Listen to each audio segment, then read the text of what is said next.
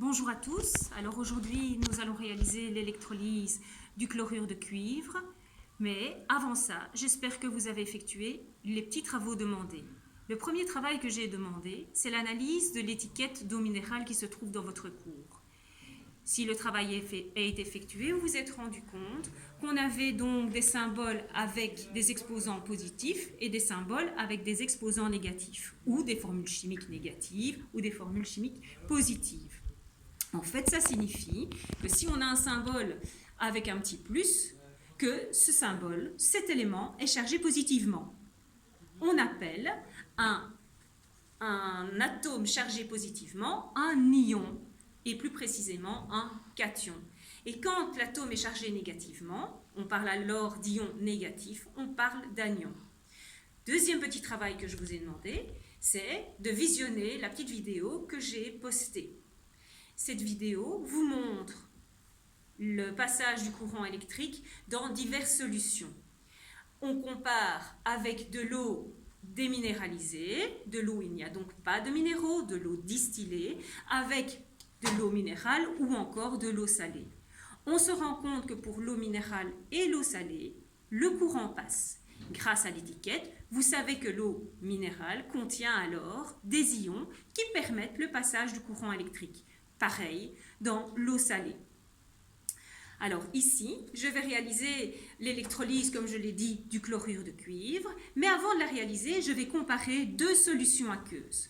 Je vous rappelle que solution aqueuse signifie que le solvant est de l'eau. Dans celle-ci, j'ai du chlorure de cuivre et dans celle-ci, j'ai du sulfate de cuivre. Vous vous rendez compte que le point commun, c'est la présence de Cu. Ce sont des solutions aqueuses. Si je passe du courant électrique dans l'une ou dans l'autre, l'ampoule va s'allumer. Alors, ça signifie que les ions cuivre sont de couleur bleue. Mais rappelez-vous, quand on a testé les métaux et les non-métaux, on a travaillé avec du cuivre. Et là, on a travaillé avec du cuivre de couleur orange. Et là, on parle de cuivre atomique. Il est clair qu'il y a plein d'atomes de cuivre pour que je puisse avoir cette barrette. Donc, les ions cuivre sont bleus et les atomes cuivre sont oranges. Alors, j'ai besoin d'un tube en U dans lequel j'ai versé la solution aqueuse de chlorure de cuivre. J'ai besoin d'un générateur de courant et j'ai besoin d'électrodes. J'ai choisi ici des électrodes en carbone parce qu'on a vu que le carbone était conducteur. Je place ces deux électrodes aux extrémités de mon tube en U et j'actionne le générateur. J'attends quelques instants que ça se fasse.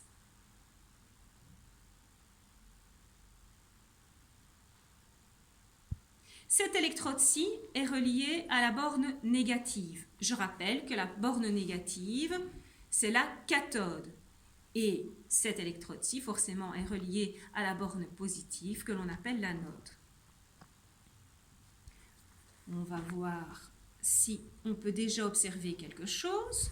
Regardez un petit peu ce que j'obtiens sur l'électrode qui était noire mat au départ. On voit qu'on obtient une couleur orangée.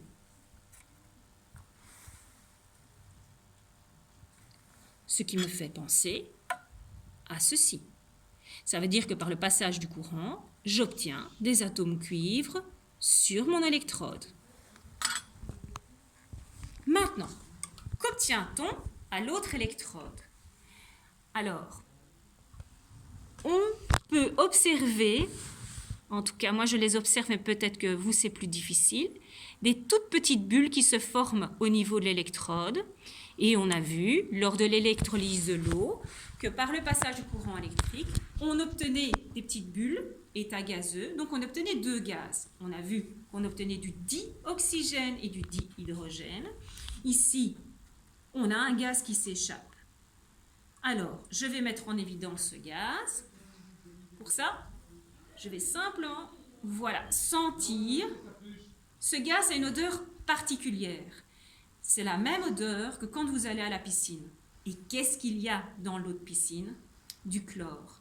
C'est sous forme gazeuse comme pour l'électrolyse de l'eau, le dioxygène, le dihydrogène, on obtient du dichlore. Et voilà l'électrolyse du chlorure de cuivre terminée.